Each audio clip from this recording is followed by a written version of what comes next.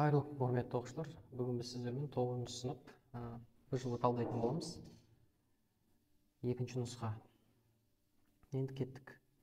Радиан арқылы өрнектеңіз. 405 градуста өрнектеуіміз керек. 405 градус. Оны пиге көбейтіп 180 градусқа бөліп тастаймыз. Енді бұл екеуі қысқарсын. Бұл екеуі 45 градусқа қысқару керек. Мысалы 180 45-ке бөлсек 4 шығады. Ал 360-ты 4-ке бөлетін болсақ, бізде 9 шығады. Сөзде 9 пи бөлінген 4 шығу керек. Бұл бізде с ответі екен. Келесі екінші есепке кеттік. Бізде не дейді? Бұру бұрышы 1,3 радиан градус арқылы өрнектеңіз дейді. Енді тағы да жазып қойын жерге. 1 радиан бізде жоқ шамамен 57,296 градус болады. Енді астына осыны жазам. 57,296 градус көбейтеміз 1,3-ге. Тең деп алайық. Енді калькулятор ашайық оқушылардың аяғы. Калькулятор 57,296 көбейтеміз 1,3-ге. Қанша болады екен? Жазатын болсақ 77, 48, 48 дейді. 74,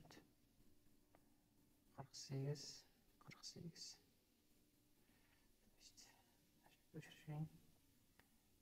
Енді оны дұрыстап оқитын болсақ 74,10,000,4,848 болады. Енді жуық шамамен мына жерде 10-дық үлеске үшін жуықталған көріп тұрсыздар. Енді шамамен мына ответ болатынын түсініп тұрмыз мына жерде. Себебі мына бізде 8 жуықталған кезде мына 4-ті өзгертеді, мына 4-ке 1 қосылады. Демек, 5-ке өзгереді деген сөз. Себебі 5-тен үлкен сан тұрса, алдындағы мәнді жуықтай береміз. Сол кезде 74,5 градус шығады. Бұл жауабы. Үшінші есепті шығарып көрейік. Бірлік шеңберді пайдаланып төменгі тригонометриялық функциялардың мәндерін координаталық жазықтықта көрсетіңіз дейді. Енді асы бізде синус не дейді? 19 көбейтілген пидің орнына 180 градусты алайын бөлінген 3 дейді. Енді 180 градусты 3-ке бөлсек, ол бізде 60 градус шығады. Енді 60, 19-ті 60-ға көбейтетін болсақ, 60, 954, 114. Бұны бір кесіламыз. Тексересілер шоқшылар бәрі. 19 көбейтілген қанша? 60 градус деп олайық. Дұрыс екен. Енді ары қарай жалғастыратын болсақ, бұл бізде тең 360-ға бөлеміз осыны. Мысалы 360,140 градусты. Себебі бұл бізде бірлік шеңбердің несінен асып кетті, ол градусынан. 360 градусқа бөліп тастаймыз. Енді шамамен 3-тен беріп көреміз. 3-тен берсек бізде уже мен білем бұл жағдайда 1080 шығу керек. 1080 градус. Азайтамыз 0. 14-тен 8 азайтатын болсақ 6. Арғали 0 шығады. Демек 60 градус. Демек 1440 градусты бұлай алсақ болады екен. 3 көбейтілген. Мына жерде несі қалып кетті? Мына жерде синус қалып кетті бізде. Синусын жаза салайық. Мына жерде де синусын жазу керек. Синус жақшаның ішіне 3 көбейтілген 360 градус қосылған 60 градус деп аласыңдар. Демек, бұл бізде қанша шығады? Синус 60 градус шығады деген сөз бұл жерде. Синус 60 градустағы мәні ол туғрасы 3 бөлінген 2 боласылады. Енді неге десеңдер, қай ширекте жатады десеңдер, бұл бізде нешінші ширек? Бірінші ширекте жатады деген сөз. Себебі 1440 градус не істейді екен бізде? Бір шеңбер айналып келеді, 360 болады ғой. Тағы бір шеңбер айналып, 720 болады. Тағы бір шеңбер айналған кезде 1080 градус болады да. Сосын 1140 болған кезде ол мына тура 60 градус тұратын жер бар ғой, мына жер. Сол жерге сәйкес келеді деген сөз. Ол бізде ширек бойынша бірінші ширекте жатады дейсіздер. Мен ответі мынау, ширегі бірінші ширек деп қойсыздар. Суреті керек болса, осы шеңберді сызып, мына бірінші ширектен 60 градус орналасқан жерді белгілей саласыздар. Енді б-сы. Б-сы косинус минус 225 градус. Енді бірінші кезекте оның мәнін табу керек. Косинус ж функция екенін білеміз. Неліктен ж функция? Косинустың мына таңбалар ережесін жазып қойын. Косинус бізде 1 мен 4-ші ширекте плюс қой. Енді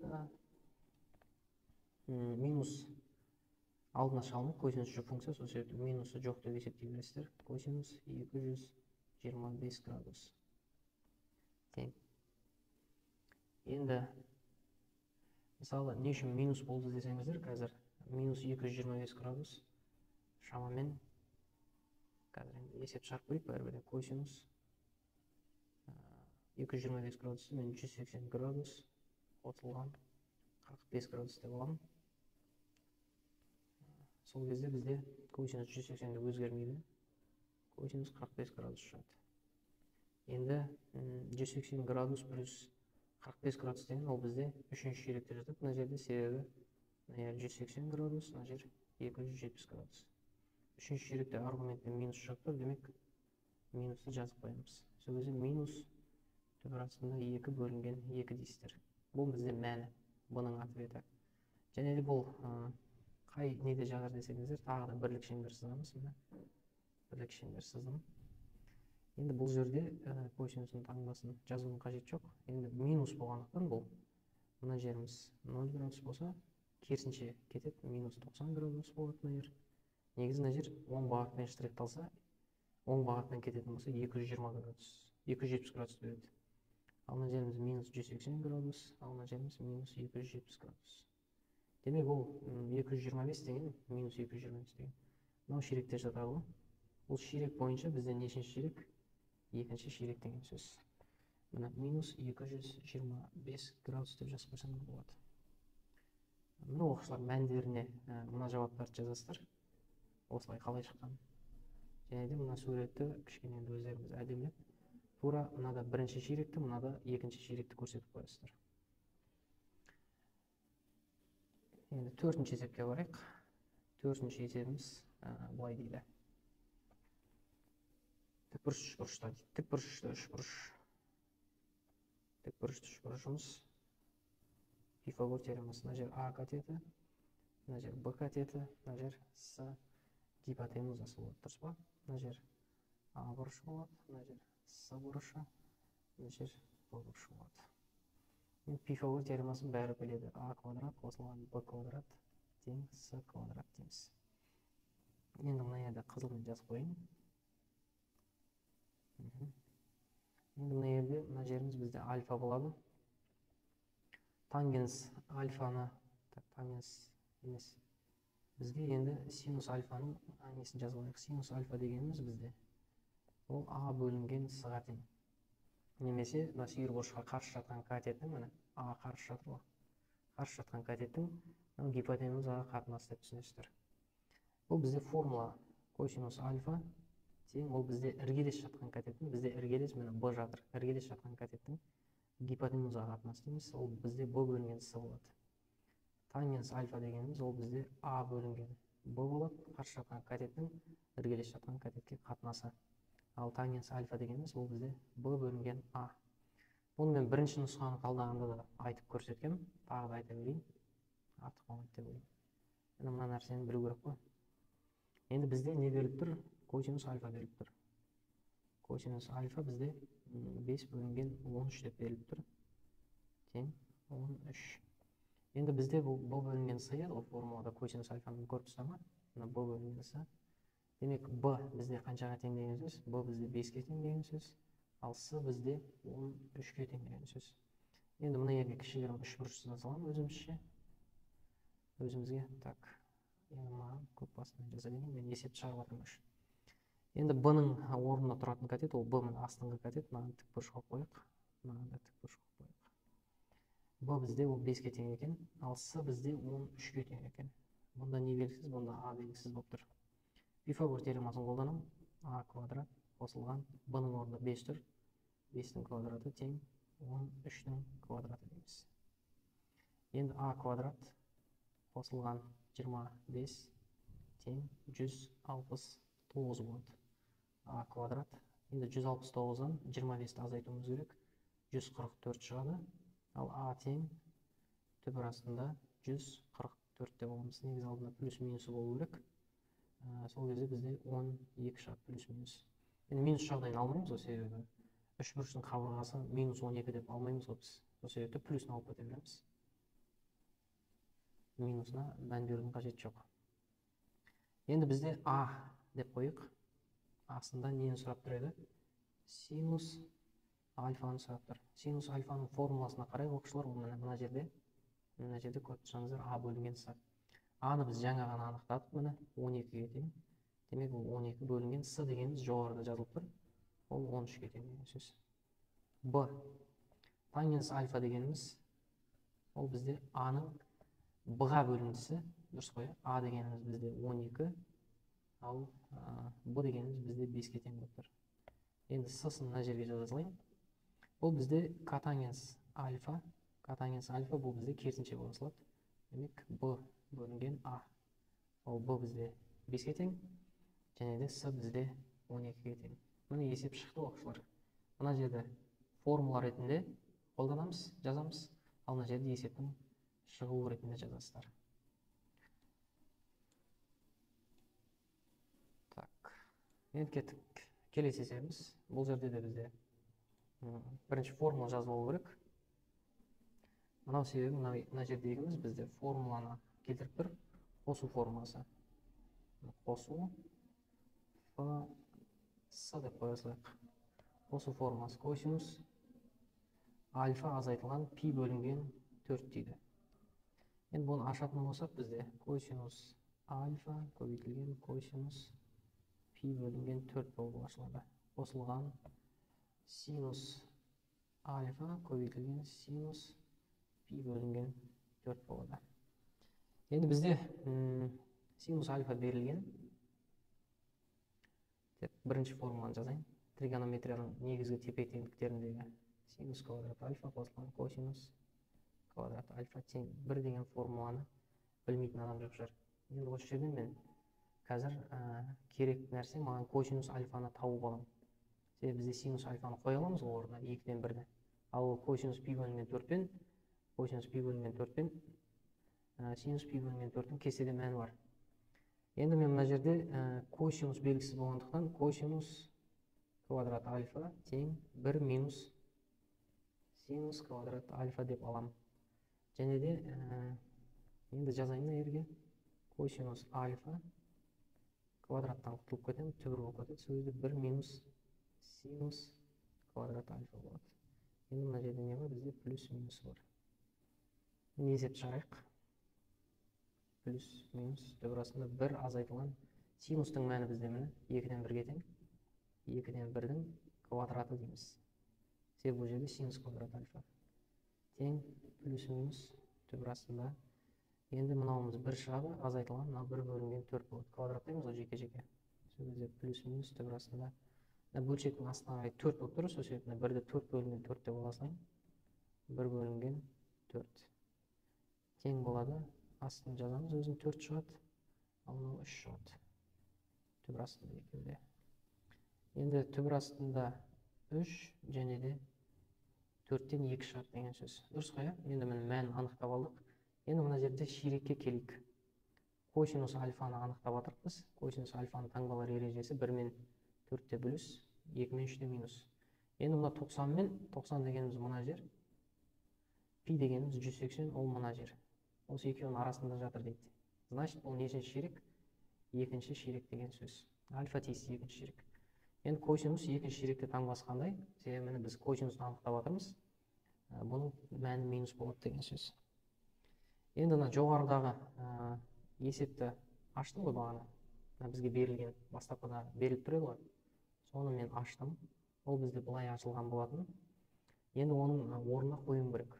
Тең Енді есепті шығарып кету үшін бізде так, мына жерден былай қарай есеп. Енді косинус альфаның мәні бізде жаңа анықтаппын, минус түбір астында 3 бөлінген 2 болып тұр. Ал косинус пи бөлінген 4-те, косинус пи бөлінген 4, косинус 45 градустағы мән ол түбір астында 2 бөлінген 2-ге тең. Плюс синус альфа жоғарыда беріліп тұр, мәні ол қаншаға тең? 2-ден 1-ге тең деп аламыз. Мына жерге қойдым, мына жерге көбейтілген синус пи бөлінген 4, ол да 45 градуста, түбір асты 2 бөлінген 2-ге тең. Сол кезде бізде мына жерде шығады минус түбір астында 6 болады. Себебі түбір асты 3 пен түбір асты 2-ні көбейтеміз. Ал бөлшектің астында 2 көбейту 2 4 болады. Қосылған 1 көбейтілген түбір астында 2, түбір астында 2 болады. Бөлінген 4 болады. Сол кезде біз бір түбірге аламыз. Минус түбір астында 6 қосылған түбір астында 2 бөлінген 4 болады. Мына оқушылар есептің ответі. Келесі есепке кеттік. Келесі есебіміз 6-шы есебіміз, соңғы есебі. Енді бұл жерде тангенс, мысалы есепте мен сразу тең деп шығарып кете берейін. Мына жерге қарасаңыздар, мынау өзі келтіру керек. 420 градус дегенде сразу не істеп тастайын? Минус 360 градусты азайтып тастайын. Ол кезде қанша шығады екен бізде? 60 градус шығады деген сөз. Тең. Енді тангенс 210 градус деген ол бізде 180 градус қосылған 30 градус деп алынады. Минус синусты 270 градус қосылған 30 градус деп аламыз. 300 шығады ма? Енді минусы алдына шығады мынаны. Катангенс тақ болса минус алдына шығады да, плюсті минус қылады. Катангенс 240 градусты мен қалай аламын? 180 градус қосылған 60 градус деп аламын. Мен байқасаңыздар тек қана қосумен алып жатырмын. Немесе азайту арқылы алсаңыздар да болады. 240 градусты 270 градус азайтылған 30 градус деп алсаңыздар да болады. Оны өздеріңіздің еріктеріңізде. Мынаны негіз жазбай қойсаңыздар да болады. Енді азайтылған дейміз. Мынаны келтіріп алдық уже. 360-ты азайтатын болсақ, бізде қанша шығады? Косинус 60 градус шығады. Тең, ары қарай есеп жалғасады. Тангенс 180-де өзгермейді. Ол 30 градусты береді дейсіздер. Және де таңбасы бізде қаншасыншы ширекте? Плюс, плюс, минус, минус. 1 мен 3 ширек плюс, 2 мен 4 ширек минус деген сөз. Ал 210 деген бізде 3 ширекте жатыр. Сол себепті таңбасы плюс болады. Минус дейміз, синус 270-де өзгереді. Косинус қанша шығады? 30 градус шығады екен. Енді бұның да таңбасын қарай салайық. Бастапқы функция синус беріліп тұр, плюс, плюс, минус, минус. Енді 300 градус ол бізде 4-ші ширекте жатады ғой. Бұдан не шығады? Таңбасы минус болып шығады. Ол минус, мынау минус алдыға барады да, алдындағы минусын есеп тастайды. Плюс қылып тастайды деген сөз. Енді кеттік келесі минусты жаза берейін. Катангенс 180-де өзгермейді, 60 градус шығады. Енді бұл 240 градус мына жерге қарай берейік, себебі тангенс пен катангенстің мәні бізде бірлік шеңберде бір. 240 градус ол бізде плюсті береді екен.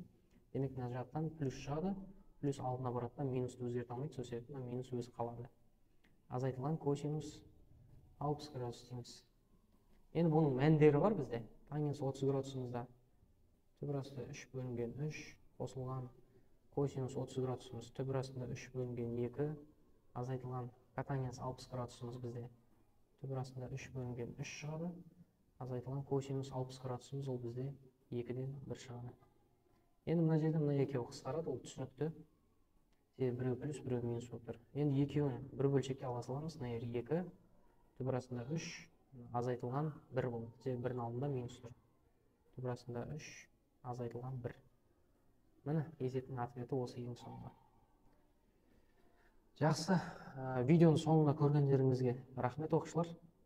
Егер есептің қай бір жері түсініксіз болып жатса, маған комментарий жазу арқылы білдіре аласыздар.